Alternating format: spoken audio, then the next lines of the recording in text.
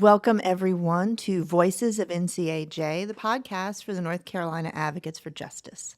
I am Amber Nimocks, your host and Director of External Affairs for NCAJ.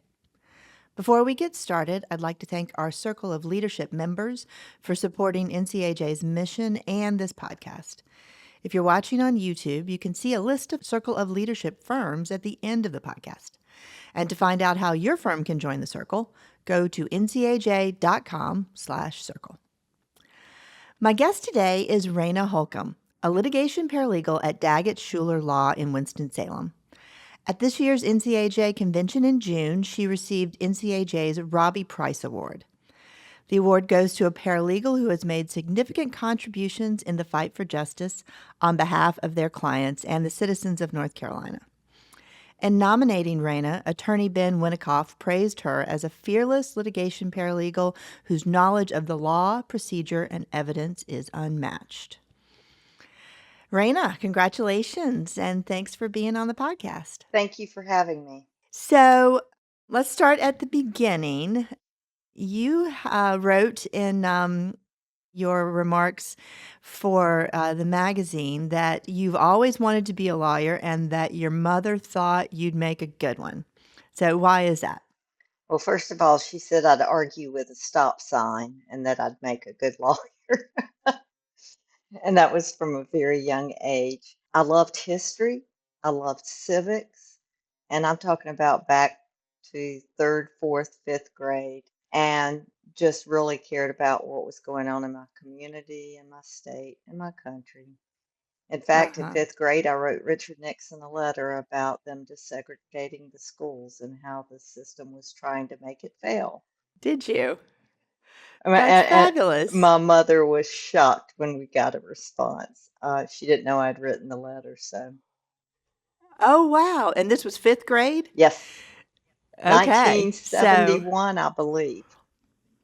And what did the response from President Nixon say? Well, it was from one of the attorney generals. I believe his last name was Christianberry. Just thanking me for my concern, and basically that was it. You know, it was a nice letter. We appreciate you writing us, taking the time, caring about your community. Oh, cool. But nothing really substantive in it. So you were taking steps. You were an activist when you were very young. Yeah. But this is not something that your family was necessarily modeling for you? No. My brother and my sisters, we were all pretty much of like mind, but we grew up in Winston-Salem, Bible Belt, Baptist Church, Hellfire and Brimstone every Sunday. I mean, that's the way it was at the time. Right. And we were of like minds, and this is not the way we treat people, not especially when we're taught to love one another and care for the poor and needy. And I was just the one with the big mouth that said what I had to say and took the consequences for it at times, but that's okay. I am who I am. Awesome. And you didn't have a family member who had experience as a legal professional? No. So how did you choose your path as a paralegal when you decided that was what you wanted to do? Well, I was a mother of two at the time, and I had wanted to work in a law firm. David Crawford was a local attorney at the time who had helped me in a family matter. And he had gone with a new firm and asked me if I would like to interview for an administrative assistant type position, which ended up leading into me doing tax paralegal work with a tax attorney. I'm also a numbers person, so history and numbers have always been my thing. Oh, okay. So you've worked for a number of attorneys over the years, starting in the tax attorney space. Yeah. Who else have you helped along the way? So in 86, I worked with, from 86 to 88, Bill West, Dave Crawford, Randy James, Jeff Wood, and Phil Banks. And then in 88, they split. I went to work with Griff Morgan and Kevin Morton. And later in 91, uh, Griff joined Elliott Pishko, Gelbin, and Morgan. And I was invited to come and my time grandfathered in. And I worked with them until 2014. That also included Helen Parsonage, Frederick Evans, Alice Chen, numerous other attorneys that came through there. I left there in 2014 on the very last day of my 25th year there and took a couple months off. My youngest son was home from overseas. He played professional basketball there. Spent a couple months just hanging out with him basically, and housework and chores and, fixing up things that had not gotten fixed up because I was always working. Then I interviewed with Daggett Shuler and started in August of that year. Have been here and worked with, of course, David Daggett, Griff Shuler, John Koontz, Doug Nauman, Julie Bell. Worked directly with Doug, Mike Clark, Andrea Pledger when she was here, Megan Youngblood, and Ben Winnickoff mainly now. And I have known Ben since he came as a teenager to help us work on some discovery and summary judgment documents at Elliott Pishko. Oh, So wow. Okay. So Ben's relationship with you goes back a while, huh? it does, and went to church with his mom and dad for years. Oh, okay. So Okay. it's a small Terrific. world when it all circles back. Mm-hmm. And what is it about being a litigation paralegal that is, I don't know, particularly exciting or invigorating for you? Well, one, I love helping people, and litigation sometimes is that hardest process for clients because they have to relive it all. They have to go abide by the rules and the schedules, and that's really hard for them. But if you put a lot of effort in, you work hard to gain their trust, if you understand what's necessary to get them to that next level through depositions and mediation and potentially trial, you've built up the trust with them and for them. You've done the hard work. And I like getting ready for all those things. I like participating in them. I had good attorneys that I worked with for years at Elliott Pishko that, involved me in every step of that process, which helped me because, I learned all the rules of evidence and the rules of court, both state and federal, and I understood what was necessary to get us to trial. And I prepped witnesses and, did what was necessary to get ready for trial. And I absolutely love it. One attorney told me that was where I was at my best. Is preparing witnesses for trial Just or preparing preparing for clients trial. for trial? Yes, and just getting Uh-huh. ready for trial, even though it wears Mm-hmm. you out. Yeah. Are there any cases or clients that you've encountered along the way where you thought, now this was definitely, it was the right thing to do to get into, this is right exactly where I need to be. Does anyone in particular, one story come to mind? Oh, numerous ones. I did a lot of Mhm. civil rights and employment law, and sometimes those two overlap, depending Mm, on mhm. the reason for a termination or a violation. But um, in my early years, worked on several race discrimination cases, several Okay. sex discrimination cases, several age discrimination cases, um, and in the civil rights arena, also free speech cases where employees stepped up and spoke out about what they were seeing. And I always Mhm. remember those and take pride in working on those. In the personal injury arena, yes, I mean, people who have had catastrophic injuries that they'll never be made whole, but you can Mhm. really work hard, um, care about them, respect them, give them everything you've got. And I believe in that. And I have fortunately worked for attorneys who have done that year after year after year. Mm. There are also clients who don't have catastrophic injuries but have been harmed and they don't know how to get help other than coming to an attorney. And again, I'm Mhm. proud to have worked for attorneys throughout my career that actually care about the quote, average Joe, just Right. will help. And I think, and I hope most of the clients I've ever worked with uh, have felt that from me. I actually have a few from back in the 90s and 2000s that still stay in touch with me. So, Oh, that's yeah. awesome. So you And I you stay in could touch with not. them too. Well, yeah, it's gotta work both ways. You couldn't have known when you were 10 years old, 11 years old, writing a letter to President Nixon that being a paralegal would be the way to sort of like fulfill that need you had to like address various ills, societal ills. That's right. I didn't know that that was where the path that I would take. Always knew I had a big mouth and was going to say what I had to say.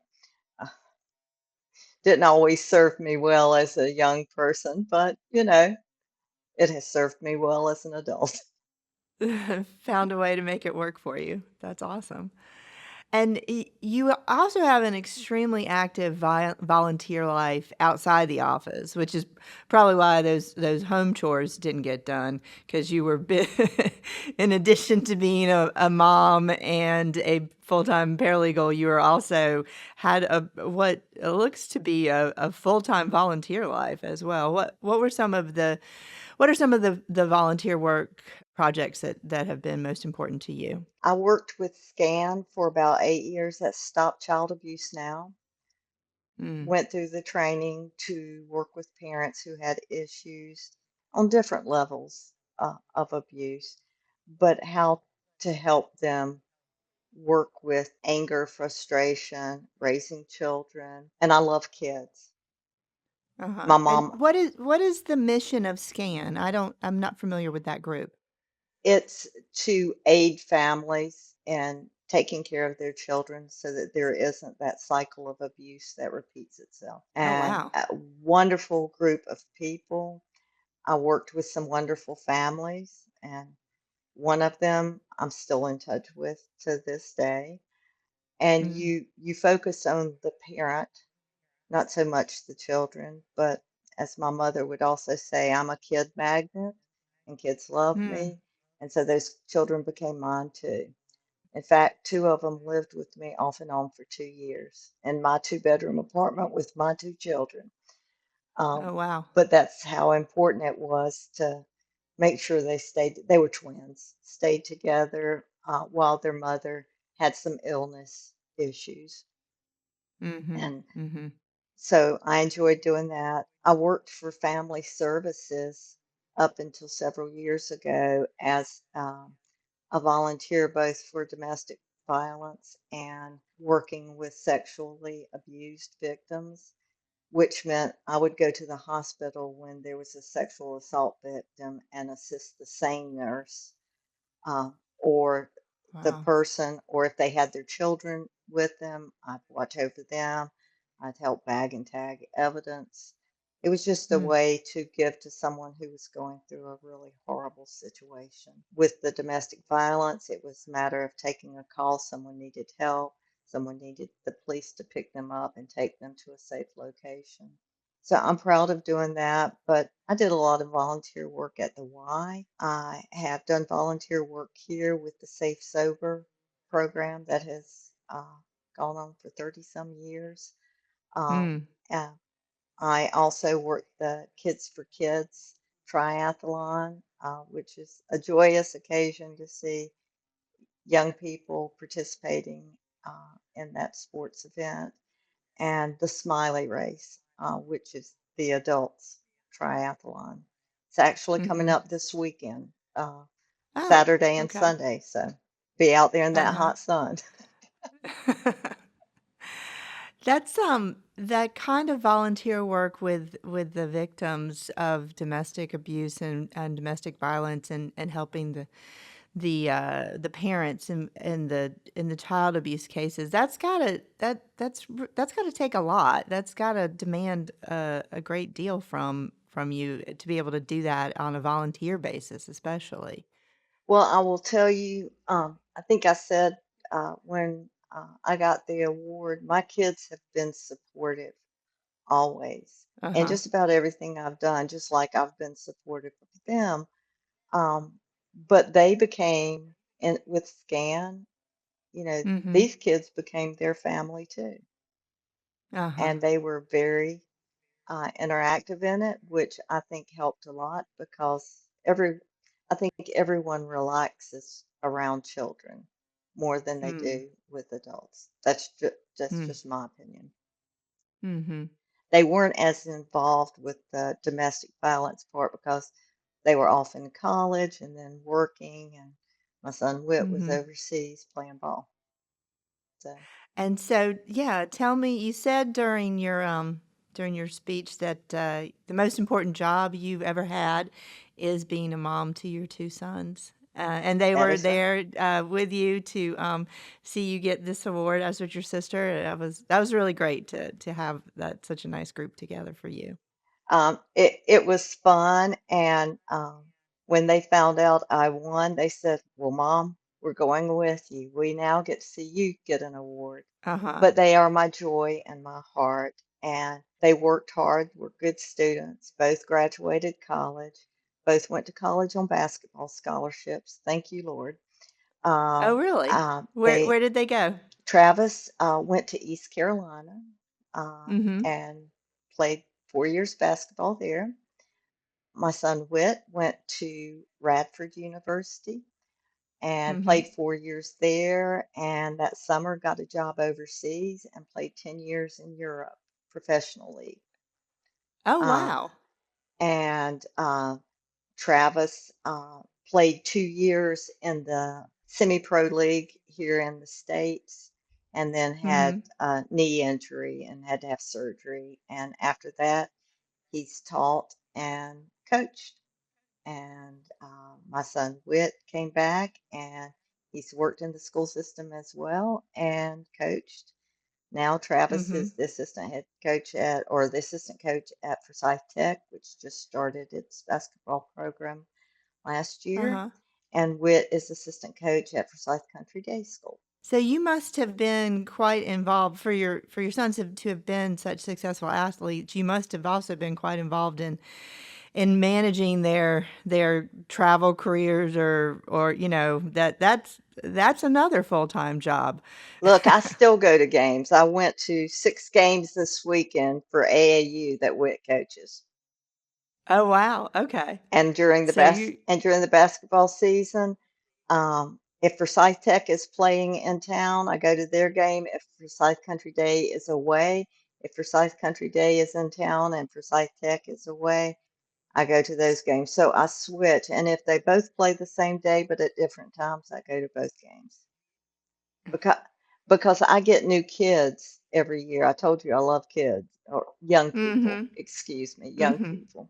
So I Okay. get new young people to love and get to know each year. So, what is the secret to being a parent of such successful kids? What's the magic dust that we all need? Um, Love them a lot and don't put up with any crap. And they would tell you that. They used to say, but mom," and I'm pretty structured and um, Mhm. I'm a disciplinarian, not, tough disciplinarian, but if I say jump, you say how high, and that's the way I raise them. Most of the time, as Mm. a single parent, fortunately, I had a lot of family and friends, so there was a large village out there that helped me. And clearly, you have a lot of life experience and wisdom for to share with paralegals. What are some tips you would offer someone who's just starting out in this field? One, have compassion. Remember, you're there to help someone else, to always be honest, to be reliable to your employer, for your employer, and for the client. Mhm. Learn the rules of evidence, learn the rules of court, use your skills on the computer. Uh, there is Mhm. so much new stuff out there, especially with AI. Um, Learn how to draft pleadings and draft discovery.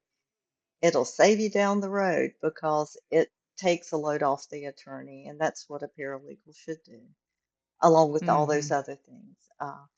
Give them time to be able to do more substantive work. Give them something to go by that they can work their magic on after you're finished with it. In Mhm. fact, I sent Ben Mhm. something today. I said, now it's your turn, work your magic. I mean, and have good relationships with the people you work with. I mean, I have been so fortunate. I have worked with wonderful people at I've been at three firms.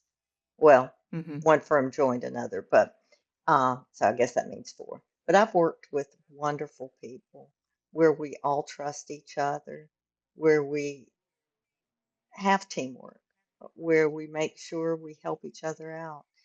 Um, I help other people out, but I ask for help too, and I'm not afraid to do that. And I've been doing Mm. this for 40 years, 40 years in Yeah. March.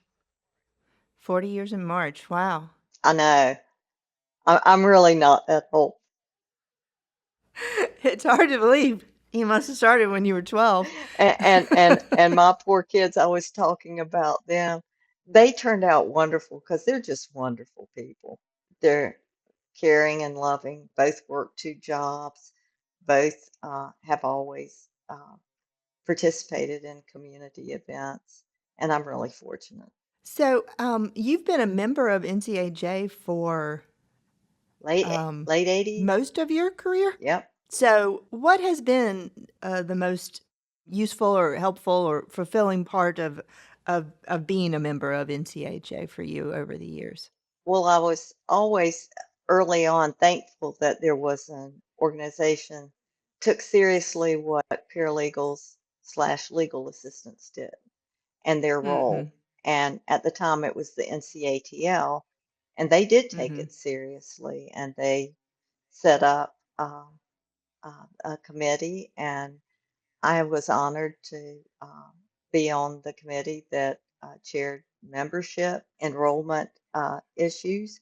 I got to meet wonderful paralegals across the state that I wouldn't have met otherwise. So we Mhm. were able to network. I mean, it was just absolutely wonderful. And many of those people I'm still friends with today. In fact, after that award ceremony, one of the attorney who used to be a paralegal sent me a note, and I've got to call her.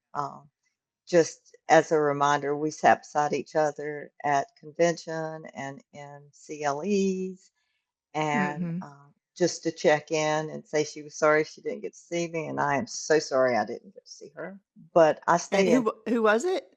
Uh, well, I don't know if she'd want me to say her name, so I'm not going to do that. I'm Oh, sorry. okay. All right. That's fine. Just because, I haven't said anything to her, so I don't feel, Mhm. although I'm sure she's probably laughing when she sees this, like, oh my God, I can't believe you didn't do that. But anyway, but I still keep up with two of the original members of the group that came in and worked on the paralegal division. And um, we keep in touch and have watched our children grow. And as we've gotten older, again, older, not old, I have to remind people. Uh, Right. but Well, that also yeah. the CLEs have been great. In fact, Mhm. the one I did this year, that Julie Bell from our office puts on about disbursements had a couple of Mm-hmm. judges in it, and it was one of the most enjoyable ones that I've done in a while. Not that they're not all good, but it's just having the judges there to explain their Mm-hmm. take on the litigation process and trials and how monies are dispersed and what affects, how monies can be dispersed. It was really helpful. And Mm-hmm. so I've enjoyed that. But I'd say the networking is probably the biggest thing. Mm-hmm. Long answer. Sorry Well, about that. no, no, that's great. We love to hear why we love to hear what we're doing right. So that is You've done a terrific. lot of right for a long time and social justice issues and everything else. So kudos to NCAJ. Thank you. Well, kudos to you on an amazing career and all you've done to help be a part of NCAJ and also for the community. And congratulations on your award. It is very well deserved. Thank you very much. I appreciate you having me. Raina, thank you for being on the podcast. And thanks everyone for listening. If you'd like to know more about NCAJ and how you can become part of any of our divisions or sections, including the paralegal division, you can go to ncaj.com/join.